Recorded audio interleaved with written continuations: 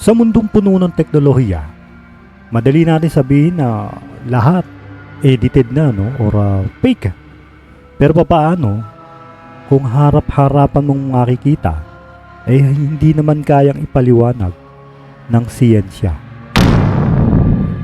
Magandang gabi po, magandang araw po sa inyong lahat. Muli po ako po ang inyong Boss Monkey, ang inyong skeptic believer.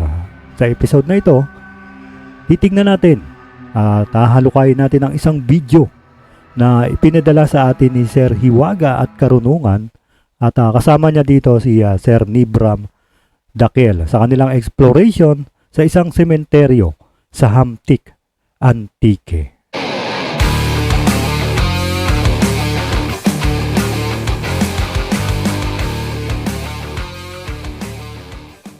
Gaya nung maraming lumang sementeryo, hindi mawawala ang kwento ng White Lady. Sinasabing may nakikita raw dito na babaeng nakasuot ng puti na naglalakad sa paligid ng kapilya tuwing lumalalim na ang gabi. At ang pinaka nakakatakot na bersyon ay ang mga driver o ng tricycle or motor na dumadaan sa highway. May pagkakataon daw na sumasabit or sumasakay sa likod nila, pero paglingon daw nila bigla na lang itong mawawala paglampas ng sementeryo. Mga orbs at mga kakaibang ilaw na namamataan daw dito. Bago pa man yung mga high-tech na camera, may mga kwento na ng mga magsasaka sa gabi ay nakakakita raw ng misteryosong bolang apoy o yung tinatawag natin sa ngayon na San Telmo, na lumulutang daw sa paligid ng mga puntod. Sa panahon naman ngayon, maraming turista ang nagsasabing may mga nakukuhanan silang orbs or yung malabong anino sa kanilang mga litrato. Kapag alam niyo yung orbs, di ba? Yung mga parang mga dust na bilog-bilog kapag kumukuha ka ng picture sa harap ng mga facade, di ba? Meron din mga bulong-bulungan na dahil ang kapilya ay walang pinto at bukas sa hangin, maraming bumibisita ang mga nakakaramdam na biglang paglamig ng paligid kahit tirik na tirik daw ang araw.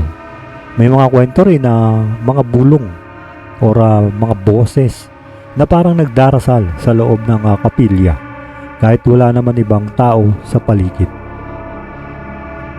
So now, panoorin natin itong video ni Sir Hiwaga at Karunungan. Kasama niya dito si Nibram Dakel TV. So tingnan natin ano ba yung na-capture nila dito sa Hamtik Cemetery ng Antique. Let's go! Pero paalala lang mag-disclaimer lang tayo. Karamihan sa mga kwentong ito ay bahagi lang na oral tradition or kwentong bayan ng Hamtik, Antique.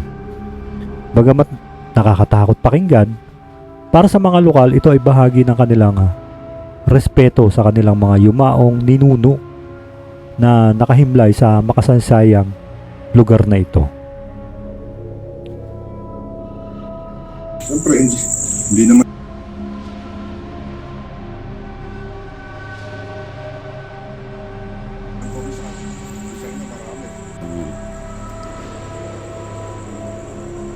tulo, gumagalaw yung walang hangin,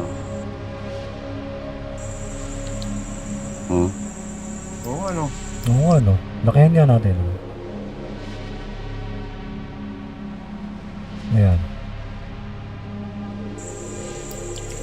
Yan, nakita niya mga kahiwaga. gumagalaw yung mga dahon. Oo, ayan,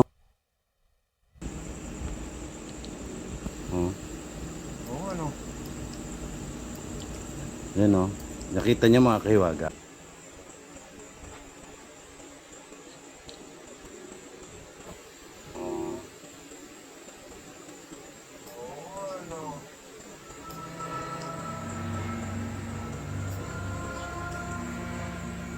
Tapusin muna natin, titingnan ko, bibigyan natin ng reaction bilang skeptic believer. Itong video na ito na pinakita sa akin ni Sir Hiwaga at Karunungan.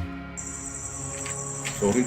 Sorry, hindi po namin intention na Ito ay sementeryo ng Hamtik Antique, ano? palain kayo. May spike yung ano ko, putol, yung ano, Ang yung balahibo ko sa paa. So kung mapapansin nyo, no, i-rewind natin. Tingnan natin sa umpisa. No. utol, gumagalaw yung ano. Oo nga, no? Gumagalaw nga siya, no? Pero tingnan nyo yung bilang skeptic, sa skeptic side muna tayo, no? Ang masasabi ko, pwedeng hangin, unang papasok sa isip natin dyan talaga, hangin. Pero kung titingnan mo yung paligid niya, at sinasabi naman nila dalawa na wala namang hangin, pangalawang pumasok sa isip ko, baka hayop, baka may dumapong hayop. Pero kung titingnan mo, kung hayop naman siya, kung titingnan mo yung paypay ng ribbon, Walang hangin, no? pumapaypay siya. Ibig sabihin parang may gumagalaw sa kanya, nagmo-movement siya. Kasi kung hayop lang yan, o pwede yan na isang paypay lang or ribbon kasi yan saan siya kakapit dyan, or baka nauntog lang ng isang hayop, di ba? Pero kasi dito ako nagtaka. Simula nung nilapitan nila ito, napanood ko kasi ito simula nung nilapitan nila ito at inutusan nila, tingnan nyo kung ano mangyayari. Oo, ano. Ayun, may pumapaypay siya, no? Yan, nakita niyo mga kahiwaga. Yun yung kung makikita nyo, yun yung mga ribbon sa patay. Kapag may mga lamay or libing na kayo nakikita, yun yung ribbon na tinatawag, di ba? May mga pangalan, in memory, o di ba, in loving memory. Yun yung nakasulat dun Yung mga dahon. Ayan, walang gumagalaw to. Ito. Huminto nung lumapit na kami. Ano yun? Parang ito, dahon na ito.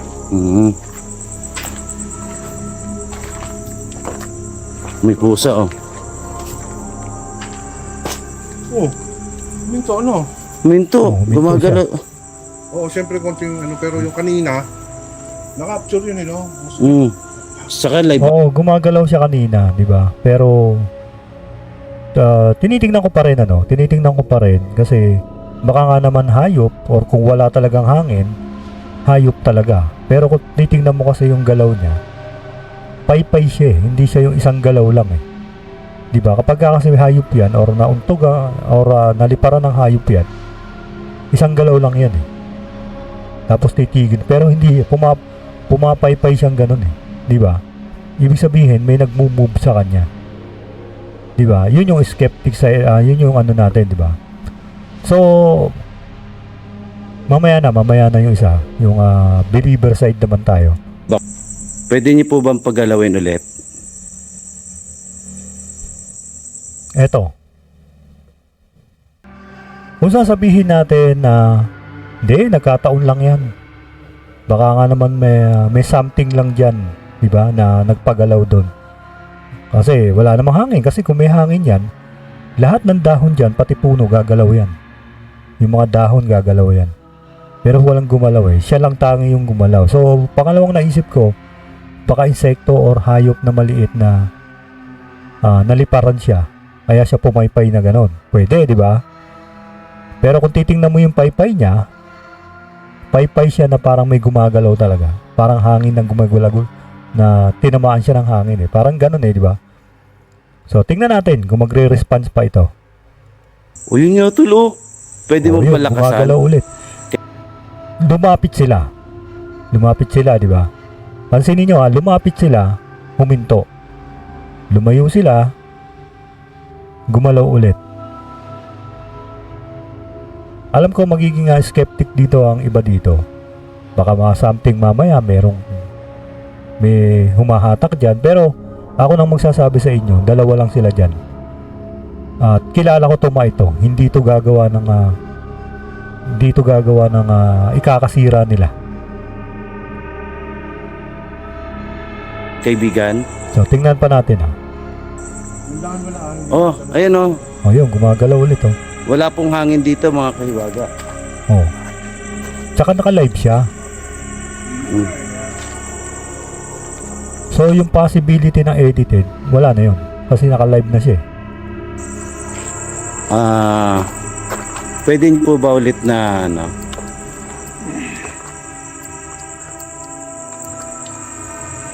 Pwede niyo po ba ulit na pailawin? Pailawin. Pagalawin yung ano?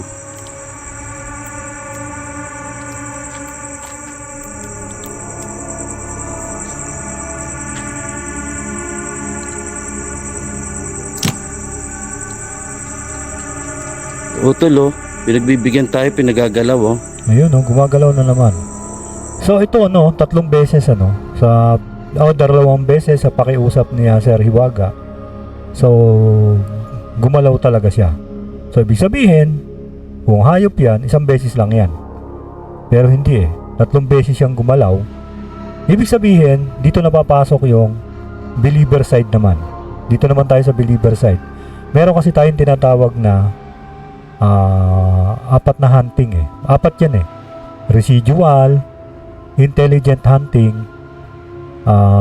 yung isa yung parang possession na yun yung poltergeist, at saka yung isa demonic, parang ganun ano, parang yun yung pagkakaalam ko, correct me if I'm wrong, parang yun yung 4 na hunting na yung types of hunting, 4 types of hunting. So yung residual kasi, yun yung type ng kung may mararanasan kayo kung may nararanasan kayo natutulog kayo sa isang bahay or mismo sa bahay nyo na may parang naghihila ng kadena or may naglalakad sa labas na pag tinignan mo, wala naman tao.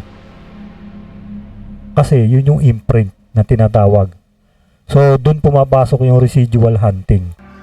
Hindi siya multo, hindi siya nakakatakot. Nakakatakot siya kasi naririnig mo siya, di ba? Pero siya yung kung tawagin ng mga paranormal investigator, imprint or yung records of the past. Kung ano yung ginagawa ng tao na yon sa kanyang nung nabubuhay pa siya. Halimbawa, may hinahatak siyang kadena or naglalakad siya doon sa hallway na yon.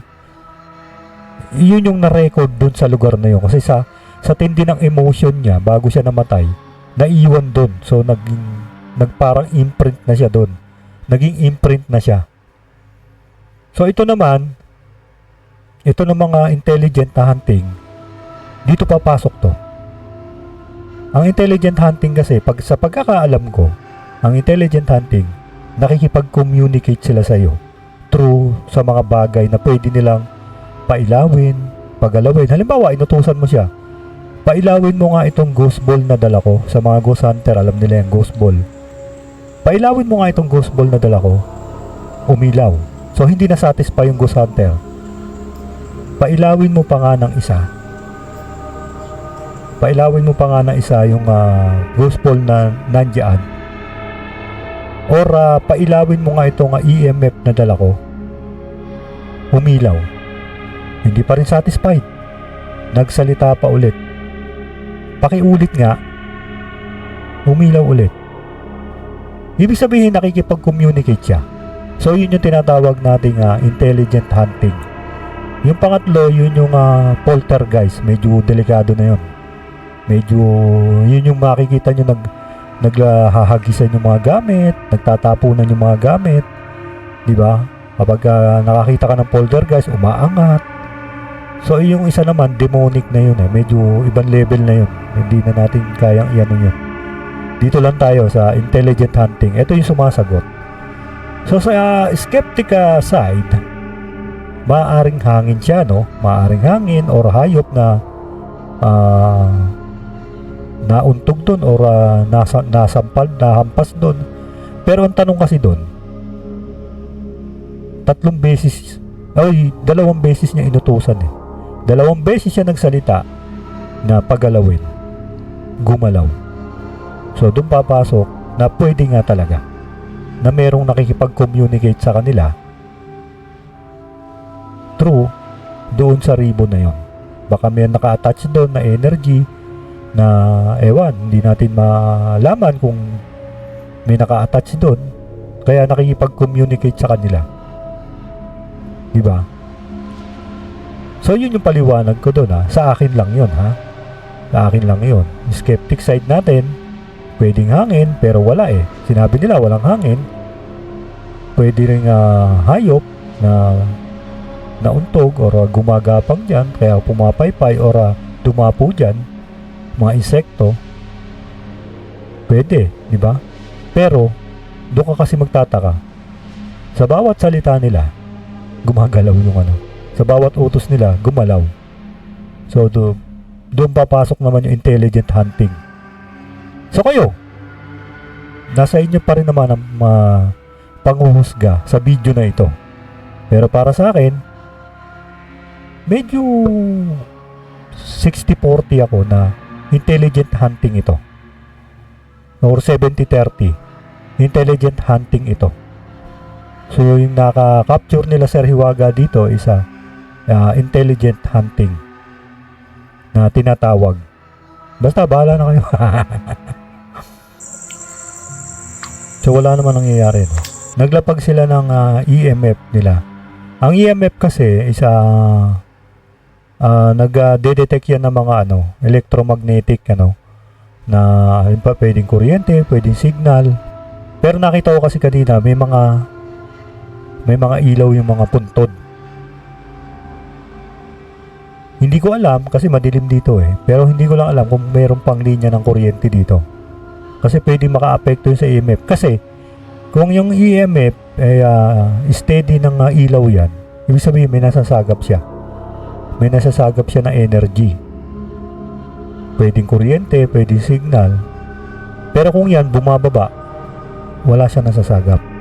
Tapos biglang tataas, yung meter niya, biglang iilaw ng mataas, pwede nga entity yun. Or energy na nasasagap ng EMF.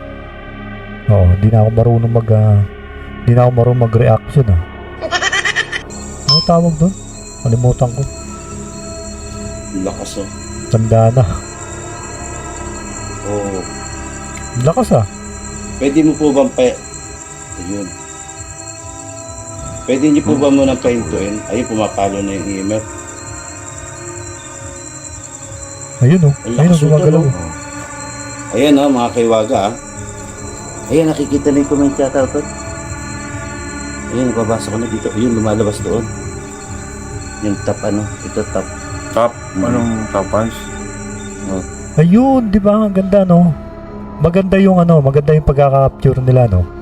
So, para ma-confirm nila, ganito kasi yun, para ma-confirm nila yung kanilang hinihinala doon, naglapag sila ng EMF at saka yung spirit box ba yun? Tama ba ako? Nakalimutan ko na. Spirit box. 2 EMF tsaka isang spirit box. So, kung mapapansin nyo, mula nung pumaypay ulit gumalaw ulit yung ribbon ng patay, pumalo yung EMF niya, pumalo yung EMF, tapos yung spirit box tumunog din. So ibig sabihin may nasasagap talaga, di ba? Sabay di ba? Sabay na sabay sila. Ito yung sinasabi namin na ito yung sinasabi namin na dapat tugma-tugma, di ba? Di ba? Para makakumpirma mo, maglagay ka ng EMF, maglagay ka ng spirit box. At pag yan, sabay-sabay na gumalaw, ay sabay-sabay na nagtunugan, kasabay nung paggalaw ng bagay na yon, pwede. Diba? Meron nga doon. Diba? Meron nga rong nasasagap na kung anumang energy. So, para sa akin, medyo magiging believer ako dito Di sa part na to, magiging believer ako dito.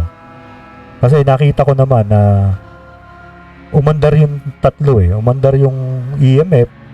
Kanina hindi naman pumapalo yun Tapos nung naglagay ng spirit box, umandar din. Diba, tumunog yung spirit box kasabay nung paghangin. Kasabay nung paggalaw ng ribbon. So for me, connect sila. Pupunta ako doon sa believer side ko. Diba? Kayo, ano sa tingin nyo? Comment down. May duda na ako na masyadong manipis yung sa sobrang nipis nung ribbon. Hindi ko alam kung tama pero yung duda ko.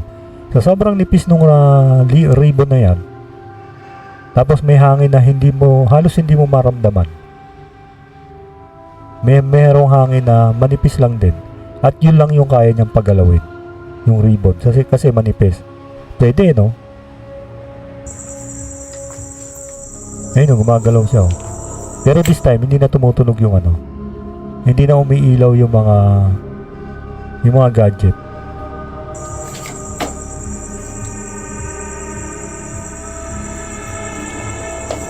Ayun, gumagalaw na naman. Tapos ito. Ayan guys, nakikita nyo. Panay ang galaw nung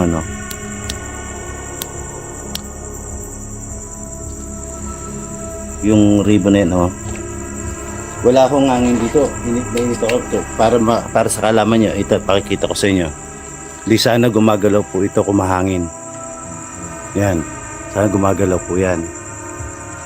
Pero ito,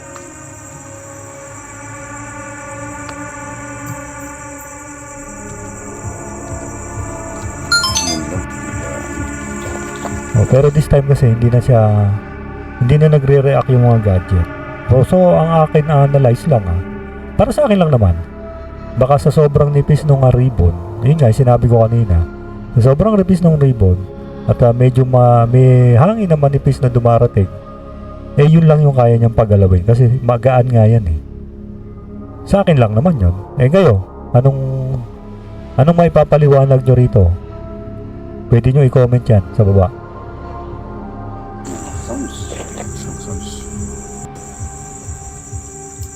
pwede niyo po bang pailawin yung spirit ball? Ay, yung ghost ball.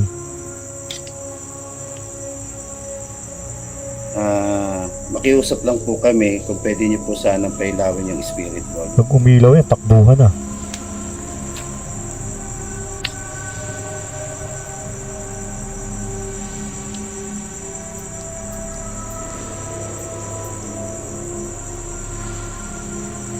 Ayun, gumagalaw siya. So hindi nagre-react yung mga gadget So medyo nabubuo na sa akin talaga yung medyo manipis yung hangin.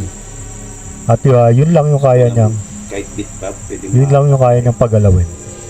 Malino yung Meron kasi mga hangin na Meron kasi mga hangin malakas, may mahina, di ba? Sige po, So ayun. Ang ganda ng capture nila Pero siyempre sa huli kayo pa rin naman ang magdi-decide niyan. Whether papasok kayo sa skeptic side or papasok kayo sa believer side. Nasa sa inyo pa rin naman ang desisyon. Pero para sa akin, medyo okay na ako nung una Pero medyo may pumasok sa isip ko na parang theory na parang ganun yung nangyayari. Pero anyway, good catch, good investigation Sir Hiwaga and Sir Nibram Dakel. Ayan. Maraming salamat sa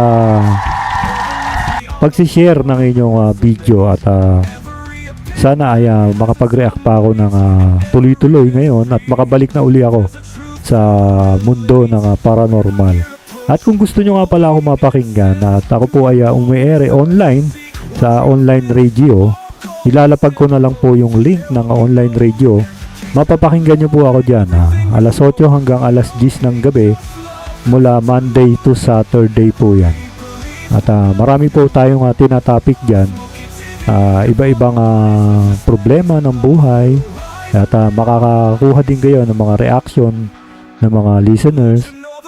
Ayan, ilalapag ko po ang link at kung gusto nyo po mapapakinggan nyo ako dyan alas 8 hanggang alas 10 ng gabi Monday to Saturday.